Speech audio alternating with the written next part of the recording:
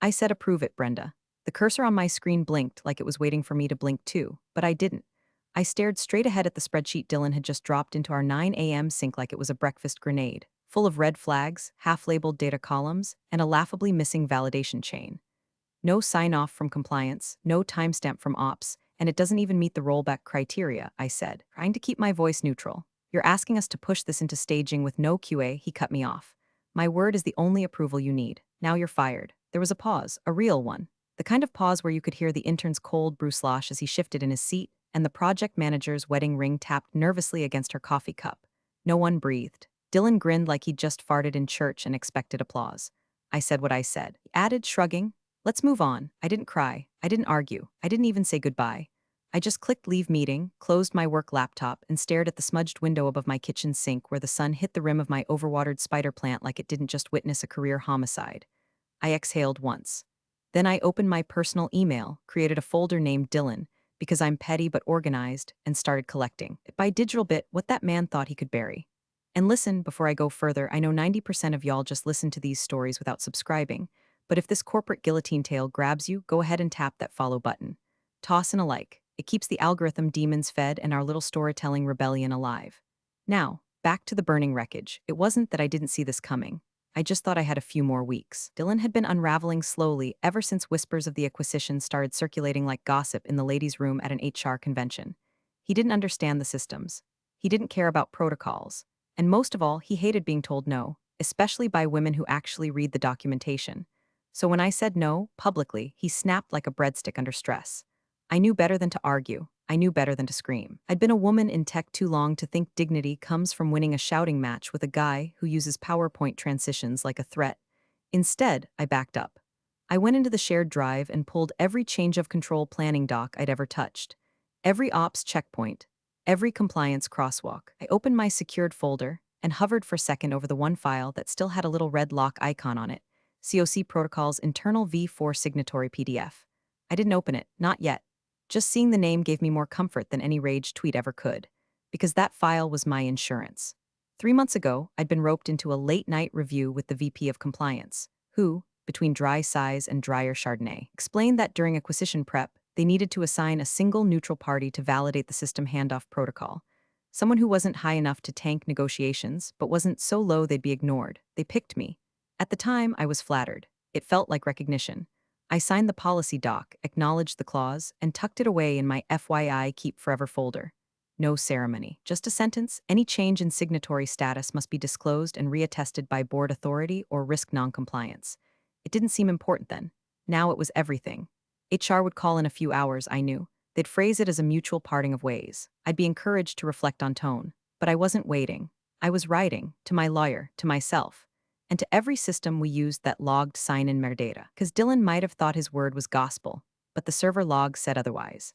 And in corporate America, the servers never lie. 3 weeks before Dylan went full Shakespeare in the conference call and screamed his way through my termination, I had already seen the fault line forming.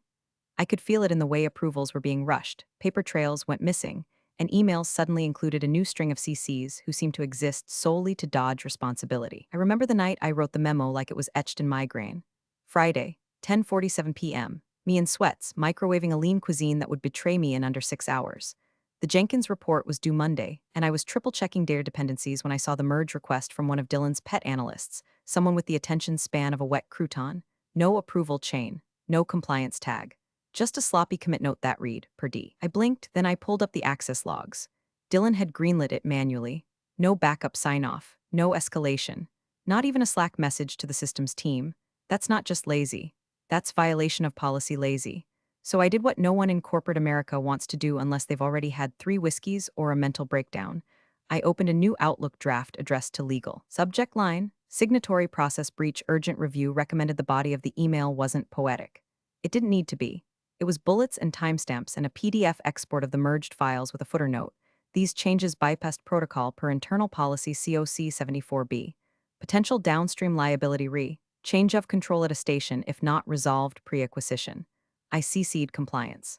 I BCC'd myself. I attached the memo I'd already drafted that outlined 3 prior instances where Dylan had steamrolled approvals verbally. I ended with request confirmation of policy standing before Q3 data consolidation. Please advise if signatory list has been updated or revoked. No one replied. Not Monday, not the week after, not ever. It didn't surprise me. Legal in our company was a black hole of plausible deniability. It existed to look confused on Teams calls and misplace attachments. Still, I'd done my due diligence. I'd built the breadcrumb trail, and more importantly, I'd kept the receipt. What Dylan didn't know, what no one besides me, the VP of Compliance and a very bored IT administrator knew, was that 3 months prior, I'd been looped into something rare, a need-to-know clause. It was late April, a Thursday, and the VP of Compliance had asked if I could sit in on a quick doc review. She was going through legacy language in our acquisition prep paperwork and needed someone fluent in ops systems, which, lucky me, meant I got pulled in like a substitute teacher for corporate policy hell. That's when I saw it. A clause buried under 4 subheaders and 3 levels of indentation. Bolded once, forgotten by most, change of control validation, signatory to B operational systems, B Alvarez, me, I thought this would be a formality I'd said at the time. It is, she replied, pouring wine into a coffee mug unless someone screws up. I printed it anyway, not out of paranoia, out of habit. I'm a process person. A save to PDF and name it properly person. I don't trust the cloud with your job person. I printed the clause. I initialed the footer. I slid it into the battered red folder under my desk labeled Helixon Keep Till Death. One signature.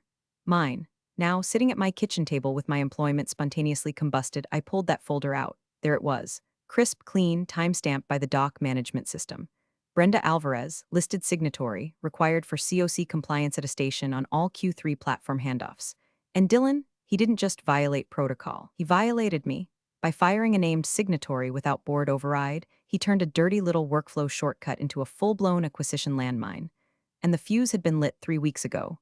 He just never bothered to check who was holding the match. The HR call lasted 6 minutes. I counted.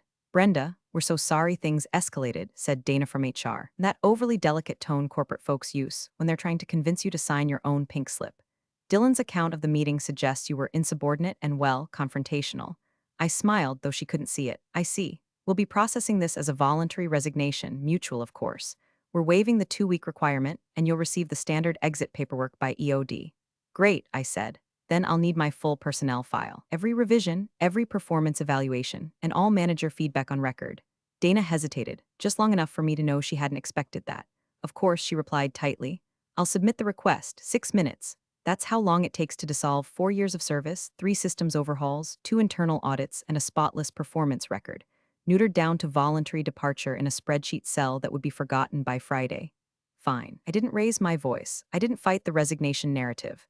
I had no interest in wasting oxygen on people who believed Dylan was anything but a liability wrapped in khakis and caffeine addiction. Let them believe what they wanted. They'd learn the truth soon enough, one clause at a time. Later that evening, while clearing out my home workspace, I got a ping on Signal.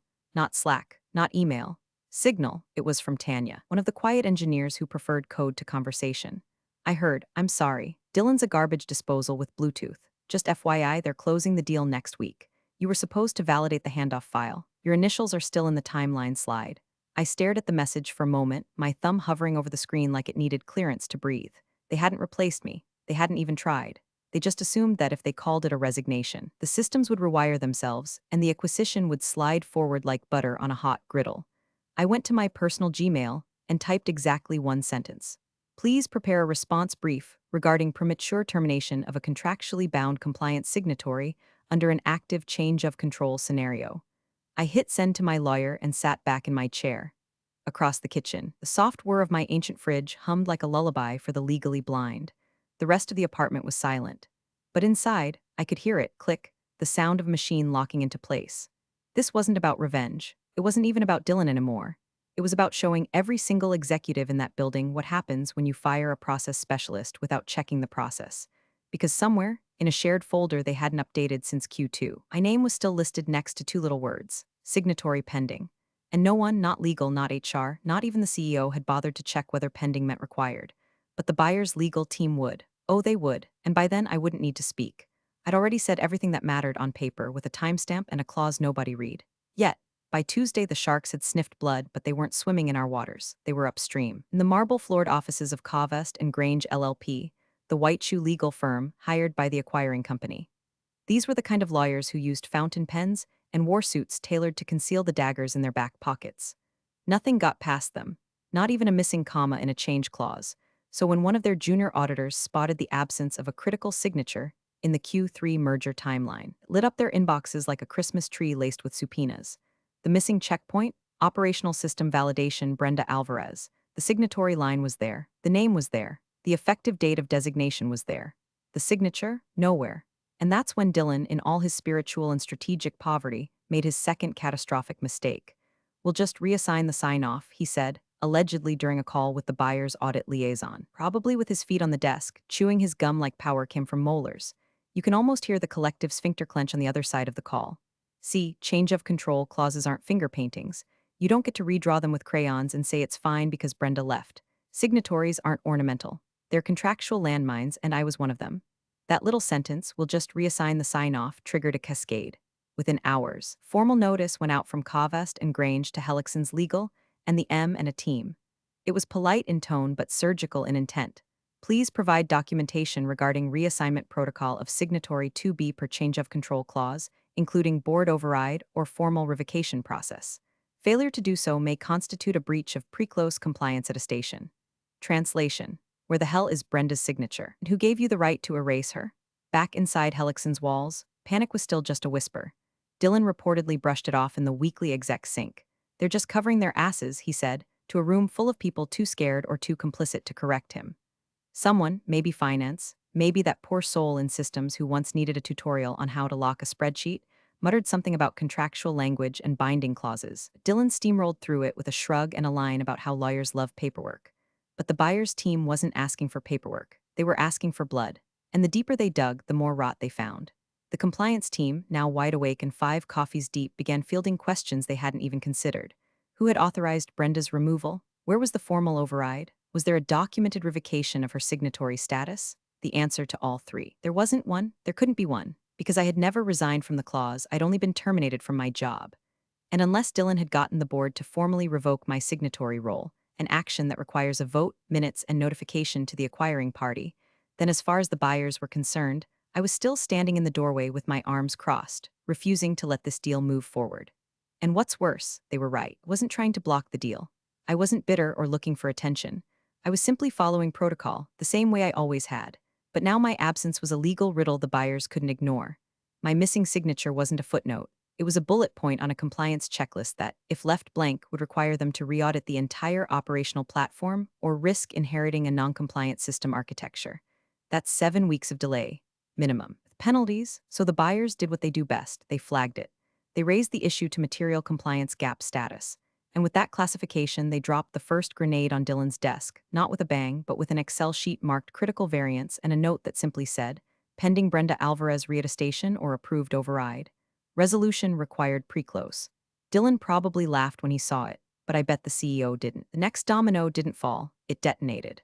By Wednesday morning, Hellickson's legal team finally yanked their heads out of their comfort zones and into the reality that a multimillion-dollar acquisition was about to be gutted by a missing signature. Someone in legal, probably that one paralegal who actually reads things before rubber stamping them, started backtracking through the audit trail. They were looking for anything, that would justify reassigning my validation role without a board override. That's when they found it, the memo.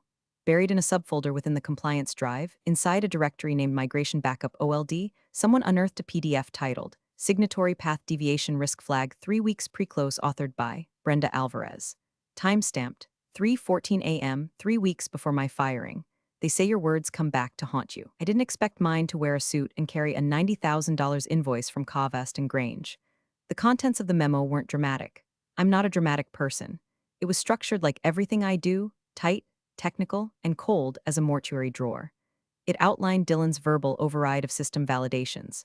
It provided specific workflow gaps and attached screenshots from our CI/CD tool, showing his override in action with no accompanying sign-offs. But the line that mattered, the one that would end up being printed, highlighted, and passed from board member to board member with growing dread, was this: any changes to signatory control without prior written authorization void the compliance attestation under policy COC 74B. That sentence was everything. Because it meant that even if Dylan had reassigned me, even if someone else had slapped their initials on the file, it wouldn't count unless the board formally approved it in writing before the handoff. And guess what? There was no override, no signature from the board, no notification to the buyers, no revocation logged in the policy tracker, which meant the compliance attestation wasn't just incomplete, it was void. And now the deal wasn't just delayed, it was radioactive. But the icing on the flaming cake, the part that turned this from a mid-level mistake into a corporate cardiac event? My name, not just on the memo, but on the internal policy document it referenced.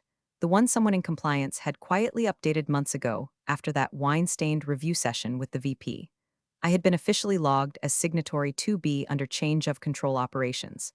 And while Dylan had fired me, he'd never removed me from that document, which meant the buyers were right, their required checkpoint was missing. No workaround, no verbal override, no corporate fairy dust to poof it away. Legal, now fully on fire, scrambled to contain the blast radius. They drafted retroactive overrides, they called emergency meetings, they even tried to reach out to the buyer's legal team with clarifying language. But the buyers didn't want clarifying language, they wanted a signature. My signature. And when they didn't see it, they didn't ask questions.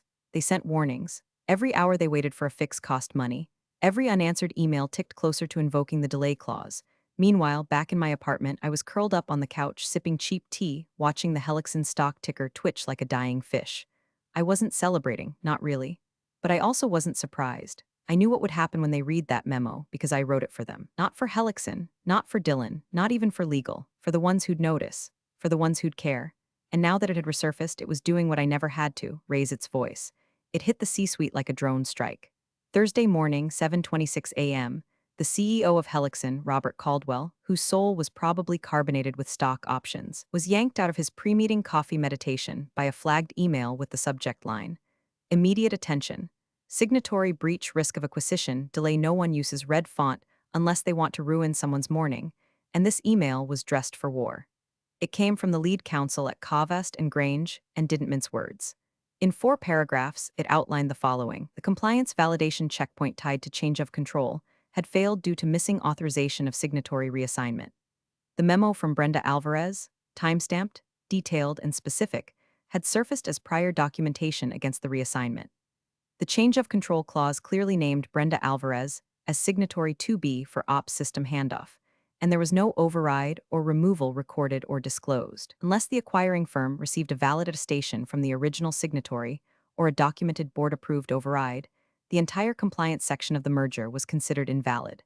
And here was the killer blow. Per clause 9.2 of the M&A agreement, failure to deliver verified compliance attestation by EOD Friday triggers automatic delay penalties and opens renegotiation terms. Translation: fix this now or the deal stalls. Costs skyrocket and your shareholders get pitchforks. Caldwell summoned legal, compliance, and Dylan to the 18th floor glass box where real decisions are made and scapegoats are an endangered species. Dylan walked in late, of course, flashing that smug used car dealer energy, and a protein bar in one hand like this was all just a clerical error the interns would sort out. "They're bluffing," he said, dismissing the email without reading past the third bullet. "It's an internal document, they can't void us on that." Caldwell didn't speak right away. He just passed the printed memo across the table like he was handing over a death certificate. The general counsel said one line. She cited the clause before the signature attempt. "That makes it binding." Dylan shifted, suddenly less casual. "I mean, she was already gone by then." "No," the VP of Compliance corrected, deadpan. "She was terminated after the clause would have required her signature, which wasn't obtained, which is why this is now a crisis." That's when the subpoena hit my inbox. Well, not technically a subpoena. A formal request for supporting documentation under cooperative clause review, wrapped in polite legalese. But we all knew what it meant. The buyers were ready to torch the earth unless they got answers, and they wanted them from me. I didn't hesitate. I responded with a zip folder labeled COC Support BA. Inside, the original memo, the internal policy file showing me listed as signatory 2B, the approval email from compliance, and yes, the signed copy of the change of control clause with my initials and date. No commentary, no emojis, no gloating, just facts. 10 minutes later, I got a reply, received. "Thank you for your cooperation." Dylan, meanwhile, was on the 18th floor explaining to the CEO why he'd fired a compliance signatory during the most sensitive pre-close phase of a $280 million acquisition. Caldwell's face, I'm told, did a slow death march from annoyance to concern to something resembling grief. Because now it wasn't just a signature. It was a gaping liability, and it had a timestamp. And a name. Mine. The emergency board meeting was called for 6 p.m. A desperate time that only meant one thing in corporate. Somebody fed up, and it wasn't going to stay quiet. Helixon's boardroom, typically a pristine aquarium of curated smiles and ego-polished jargon, now smelled faintly of panic and citrus disinfectant. The assistant who laid out the waters was shaking. Legal was hunched in the corner, flipping through red-tabbed binders like they could find God between pages 72 and 73. and Dylan. Dylan looked relaxed. He strolled into the room in his usual swagger suit combo, tie slightly askew for that fake I've been grinding all day look, and parked himself dead center at the conference table like this was his show. To him, this was theater. The kind where the critics always clap because they don't want to admit they missed the plot. Robert Caldwell, CEO and crown wearer of this mess, sat at the head of the table with the expression of a man trying to breathe through a sealed ziplock. His phone kept buzzing. His jaw never moved. One by one, board members filed in. Stern, quiet, all of them holding the same thing, a printed email with my name at the top. I wasn't there, of course. I didn't need to be. I had already said everything that mattered, and someone, probably compliance, probably terrified, had passed my final email to the full board. The company's general counsel stood, nodded to Caldwell, and began reading aloud. She didn't summarize. She didn't paraphrase. She read the clause verbatim. Section 7D, Change of Control Compliance Attestation Requirements, Signatory 2B Operational Systems, Brenda Alvarez. She flipped to the next page. Clause 9.2, Signatory Integrity. Any termination of the listed signatory, without board override prior to re-attestation. Voids attestation. The room went dead silent. Dylan leaned back in his chair, arms folded like this was all beneath him. He smirked. This is procedural, he said. We reassign sign-offs all the time. It's a formality. But his voice cracked just slightly at the end, barely enough to notice. Just enough for a real lawyer to hear. One board member, Elaine, the one who used to run federal contracts, looked up from the printed clause with the expression of a woman calculating the cost of fireproofing her retirement. Was there a board override? She asked, her voice sharp as a paper cut. No one answered. Caldwell's knuckles went white against the table edge. General counsel continued reading. This time my final email, short, precise, surgical. Please see attached, clause 7D, timestamped and acknowledged. This shall serve as written notice of non-attestation. Dylan opened his mouth to respond, but Caldwell cut him off. What did you just say last week? He asked, quiet as static. That her firing wouldn't touch the deal? Dylan stammered. It's an internal compliance structure, not enforceable at deal level. They're bluffing, they're not bluffing, Elaine interrupted, lifting the email. She's right. If we didn't override her role officially in writing, we don't have a valid compliance attestation. Buyers have grounds to delay or renegotiate, and they're already moving. Another board member, a former VP at some other firm now enjoying his paid seat at this table, added grimly, we're the ones in breach, not them. Dylan looked around the room like he'd just realized the movie he thought he was starring in was a documentary, and he was the headline. Robert Caldwell didn't say a word. He just reached for the speakerphone and dialed. Get legal and PR in here. He said flat, we're going to need a statement. And someone find Brenda Alvarez, now. Dylan was still clinging to the last threads of his illusion like a raccoon with a melted Snickers bar, sticky, desperate, and entirely unaware he was already trapped. She wasn't even on payroll when she sent that email, he argued, louder now, a little faster. It's not binding. It's advisory at best. We can argue she didn't have standing. She was no longer an employee. The boardroom didn't respond. Not with words, not yet. Just chairs creaking under tension and a few subtle exhales that sounded like tire leaks. Elaine, still holding the printed clause like it was a verdict, looked at general counsel. Is that true? The lawyer didn't speak immediately. Instead, she opened a second folder, black, unmarked, but bloated with every damning detail legal hoped would never see sunlight. Inside was a printed copy of my final email. She flipped it around and slid it across the table. It was simple. No pleasantries, no flair, just the kill shot. Please see attached, clause 7D, timestamped and acknowledged. This shall serve as written notice of non-attestation. Sent 9:42 p.m. Same day I was terminated. But and here's the part Dylan didn't realize, sent before HR officially processed the exit paperwork. That little procedural delay, it made all the difference. She was still technically on the books. She was still in every legal sense a signatory. General counsel adjusted her glasses, voice neutral but lined with buried panic. She sent it prior to HR's timestamped completion of termination. Technically, she acted within her authority window. And this, she tapped the email, is documented notice that she withheld at a station, as required by the clause. The air dropped 10 degrees. It wasn't just cold now, it was glacial. Robert Caldwell, the CEO, leaned back slowly. His expression was unreadable, but his fingers twitched like they were itching for a pen or a weapon. You're saying the buyers are right? He asked. Not to Dylan, to the lawyer. Yes, she said softly. They flagged it as a material compliance breach because it is one. Her clause was never formally revoked. The override was never filed. And she gave written, timestamped notice that she did not attest. The silence that followed wasn't blank. It was loaded, thick with the sound of egos buckling under the weight of their own hubris. Then Caldwell turned to Dylan. And for once, Dylan had nothing cocky to say. He just stared. Caldwell's voice, when it finally came, wasn't loud. It was soft, too soft. The kind of quiet that means someone's done yelling and started calculating consequences. Please, he said, not looking away from Dylan, tell me she didn't get that in writing. Dylan's mouth opened, then closed. Didn't answer, he didn't need to. The timestamp had already spoken. By Friday morning, the news broke. The acquisition was temporarily paused due to unresolved compliance documentation. According to the press release, corporate speak for someone lit the deal on fire and no one can find the extinguisher. Helixson's share price hiccuped, then dropped 3 points by noon. Not catastrophic, not yet. But investors could smell blood in the conference room, the kind of blood that comes with board reshuffles and emergency audits. The buyers? Oh, they were surgical. They invoked Clause 9.2 of the M&A agreement, triggering an automatic freeze and delay penalties.